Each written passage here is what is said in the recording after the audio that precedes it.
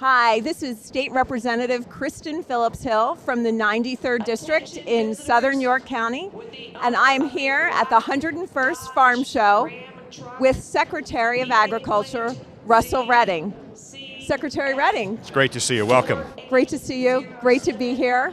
101st Farm 101st, Show. a new century, which is to me always amazing when I say it, right? That you've got 100 years behind you and you've got this new frontier in front of us. So it's a great moment. Last year was a really momentous year. It was the 100th anniversary of the Farm Show.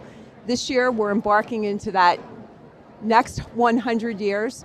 What can people who come to the Farm Show expect to see that's new this year?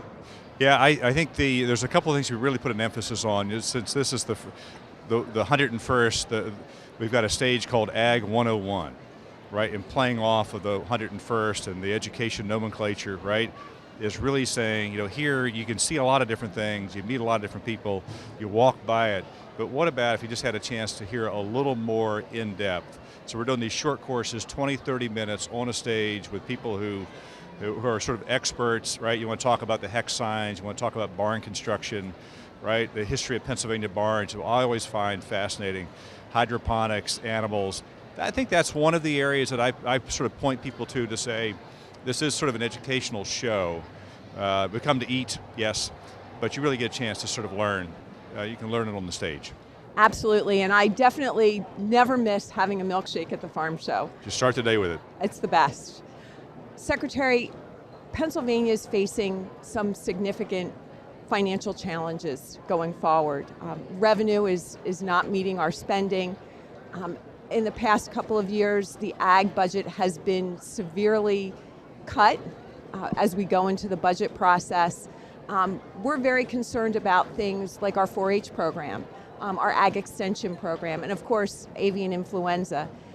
Can you talk about some of the measures that you've been taking at the Department of Agriculture to help make it more efficient, more effective, and save taxpayer resources? Yeah, it's a great question. So for those of us in public service, right, the question is, how do you deliver the service?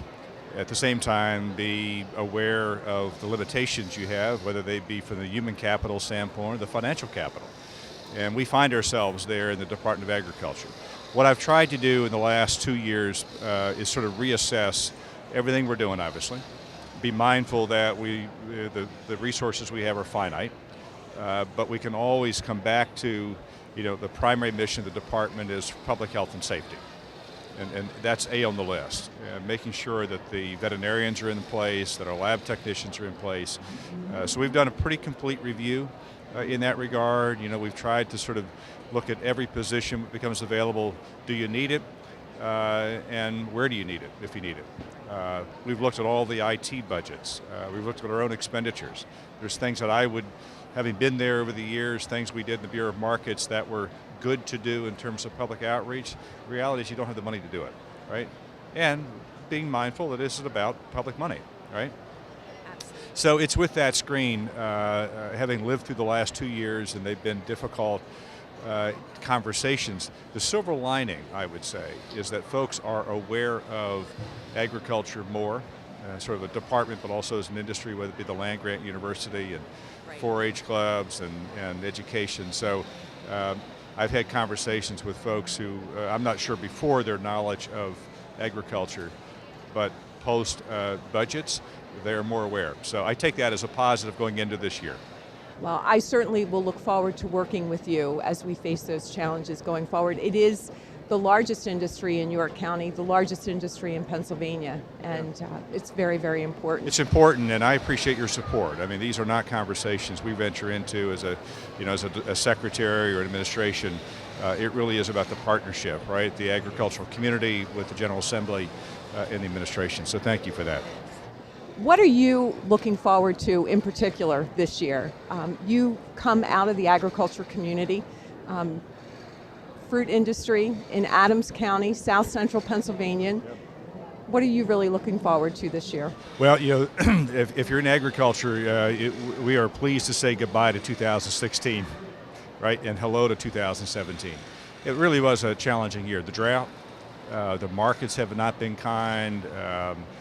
and for many reasons, right? So my hope is that 2017 is a productive year agriculturally, productive both from an agronomic standpoint, from a market standpoint, from a budgetary standpoint, right? Yes. So that's my hope, and it's been interesting traveling the state that you realize the incredible sacrifices that folks in agriculture are making to stay in the business of agriculture.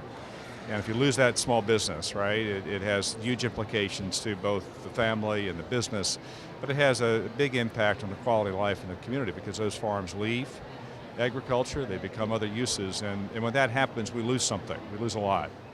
You know, I've had the opportunity to speak to rural legislators from across the country, and one of the things that we've noted is a lack of adequate internet coverage across rural parts of Pennsylvania, South Dakota, Indiana, North Carolina.